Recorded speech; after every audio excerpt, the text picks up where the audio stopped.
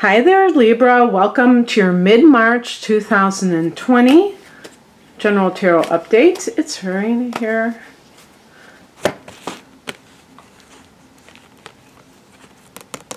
Okay, this one. Oh, they're both coming out. Okay.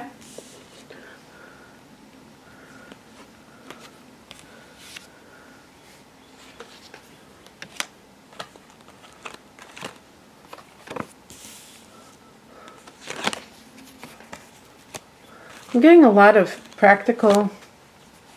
Oh, this ended very nicely. I'm getting a lot of cards with pentacles in it. Doesn't surprise me for whatever reason. Not that we are in Earth energy at the moment, but still the kind of survival instincts are apparent.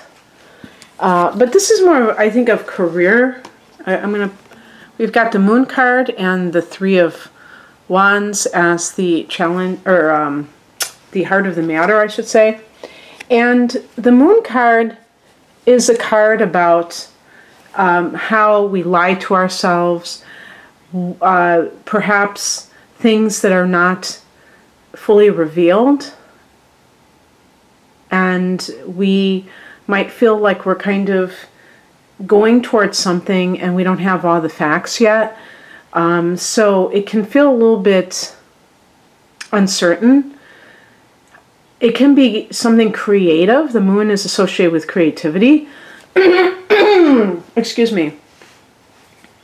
And it depends on the context of, what this reading means for you, but it's flanked by two Pentacles cards on either side. So it's like the practical versus the material. And with the Three of Wands next to it that I picked at the same time, that card, they were almost like stuck together. It was kind of weird. It was like they were really part of a, like they were a pair. They were a true pair. And the Three of Wands is a card of expansion, wanting more than what you have in this moment. And you may not know exactly what it is that you want, but you just know that whatever you have right now isn't enough. And so if this is a relationship, you may even suspect that your partner is up to something shady, like cheating or something like that. And you may not be able to prove it, but the general thing that you're saying to yourself is, you know what? I don't need this. I don't deserve this. I deserve something more out of my life. I really do see this being related to work. I see the Three of Wands as entrepreneurial. And again, no guarantees, but feeling that sense of wanting more.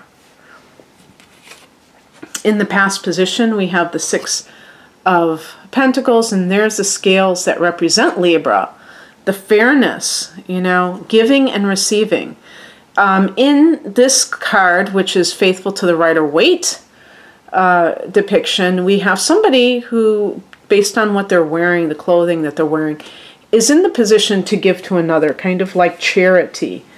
But this can even be within one's family, or having that status where they're financial status where they're able to give. In the workplace, this can be exchange of energy. What are you getting for what you're giving? And in the workplace, this is the one area where you don't have to feel uncomfortable about even posing this question.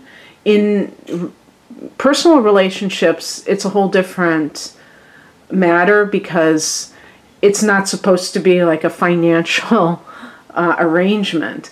But in the workplace, energy exchange is what it's all about. So with Libra, you may be feeling that it's not fair somehow, that it hasn't been, that you have given of yourself and you haven't gotten back. And it sometimes it's not so much with like dollars and cents, but perhaps with your emotional life. Like, for instance, if you're a very sensitive person and you work in a helping field, where you are, you know, like a social worker, and you're giving your positive vibes to other people, you may not feel like you're really helping people. Ultimately, you're giving resources, but they're not really taking that gift, if you want to call it that, whatever you want to call it. They're not taking the resources and becoming independent or becoming, you know, improving their lives. And so it may feel like it's just kind of spinning your wheels. So it doesn't necessarily mean anything financial. It could simply be that the emotional cost is too much. And especially if you are creative, artistic, you're going to naturally be sensitive. Plus, you may feel like you may say to yourself, I'm wasting my life doing something I don't love. And that may be what feels so imbalanced, because the energy that you're giving is not really sustaining you, because you just don't have the passion for what it is that you're currently doing. And the higher message is the Knight of Pentacles. I like this as the higher message, even though it's extraordinarily practical. This card is actually connected to Taurus. It's that kind of that workhorse energy of just getting up, going to work, wash, rinse, repeat. And as a spiritual message, it's about keeping on, keeping on. You know what I mean? And I think it's so valuable because sometimes when we're at a crossroads where we really feel like we're ready to begin a new chapter in our lives, we may be kind of going off half-cocked. We don't really have a game plan. And the Knight of Pentacles is like finding freedom within that work schedule, so that if you have a goal of wanting to maybe travel with the Three of Wands, this may be even like leaving your local area and going and you know, whatever it is that you plan to sell, if you're an entrepreneur, or, you know, and it could be even services or something like that. You may be traveling a long distance to do this, but again, you might need some funds for that. So the Knight of Pentacles, even though this is a spiritual message, it's saying that as soon as you commit to your dream, but in a practical sense, then you will feel that sense of pressure probably leaving your body, because you'll know that even if you continue working at the current place you're working at, you're not just doing that unconsciously. You have a specific deadline of when you'd like to leave. You have like goals in mind of how, you know, what you're going to do to best manage your resources. And that gives you kind of like freedom within the structure.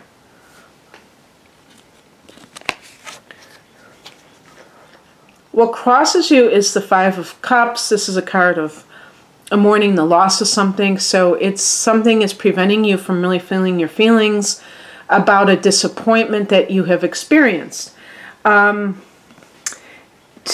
know, the Moon card is about illusion, and it's possible to know that, I mean, like if this is a relationship, for instance, and you know that it's over because you know that it can't just keep going like this, you may feel a sense of sadness because you had hoped that this person was the right one for you, and you realize that you know, they're never going to be faithful, they're never going to stop drinking. The Moon card can be about addiction to they make promises that they keep breaking, and you just kind of have had enough.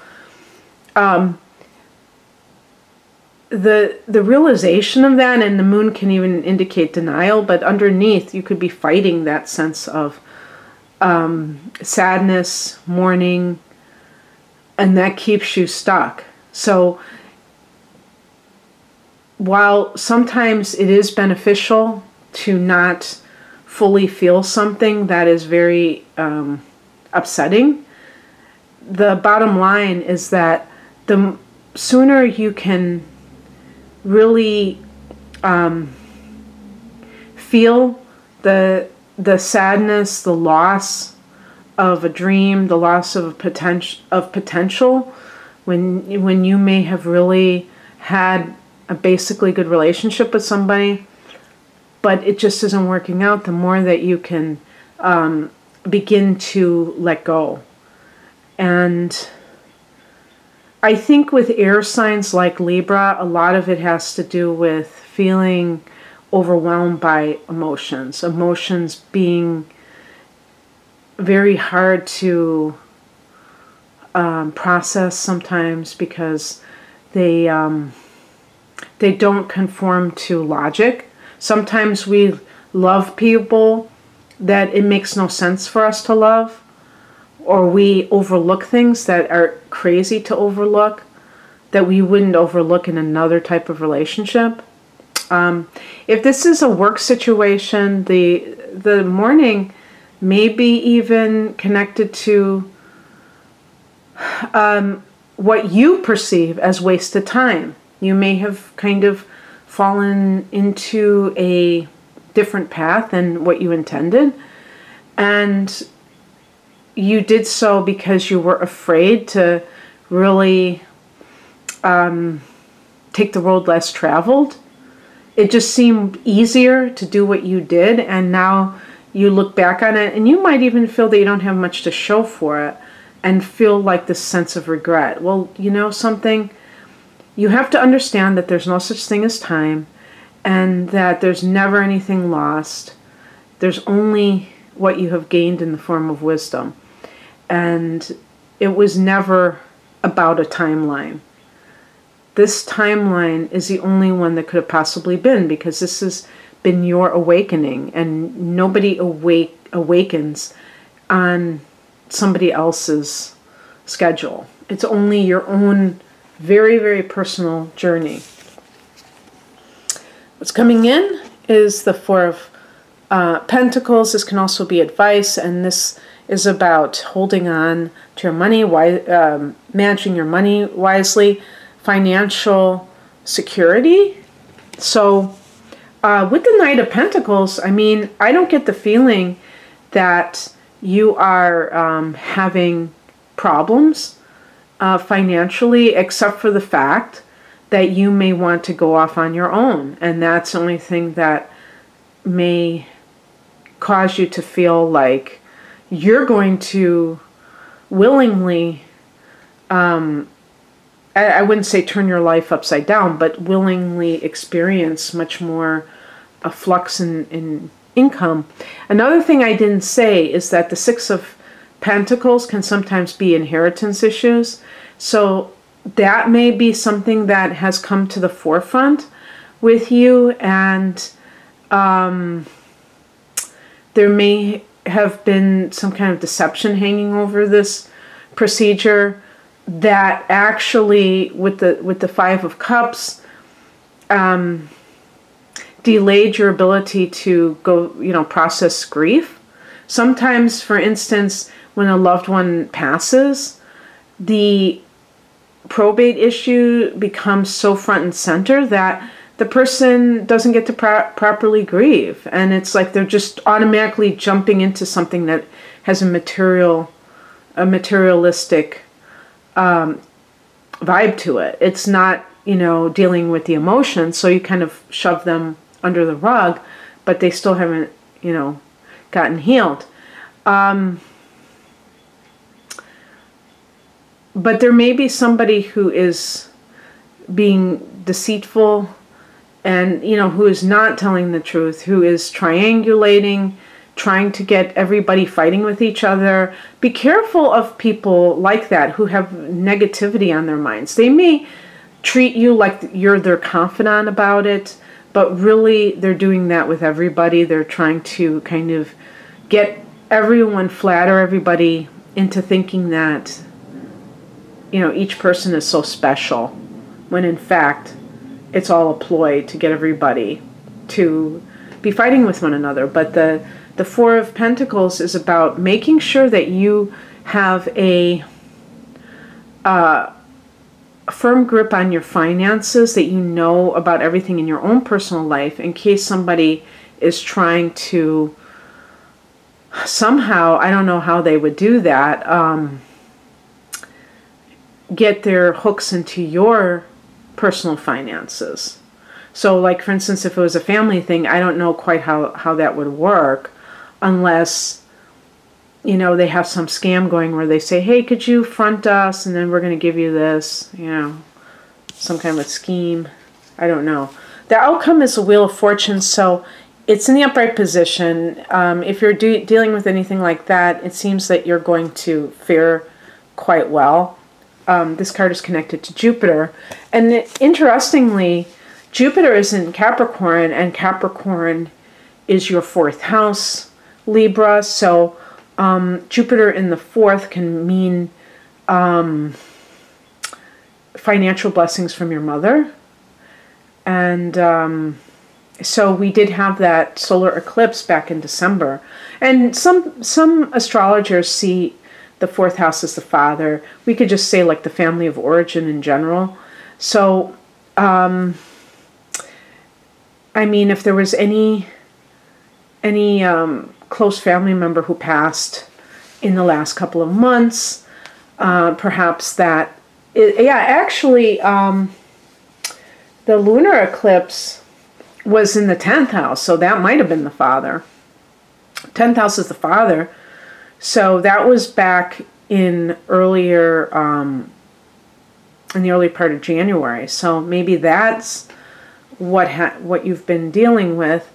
And there's a lot, you know, there's a lot that goes on when something like this occurs, where there's mixed feelings. Sometimes, you know, people at the time of one of their parents' death, they're not, they're estranged, or just there was unfinished business, and that adds to all of this. Not to mention the ugliness that can happen with siblings who want to just have, they're not content with having some, they want it all. So hopefully not too many of you are dealing with that, but if you are, just understand that the Wheel of Fortune is suggesting that Lady Luck is on your side, and the universe is supportive, and you're going to be okay, whatever this is. If this is work-related, same thing. You're going to land on your feet.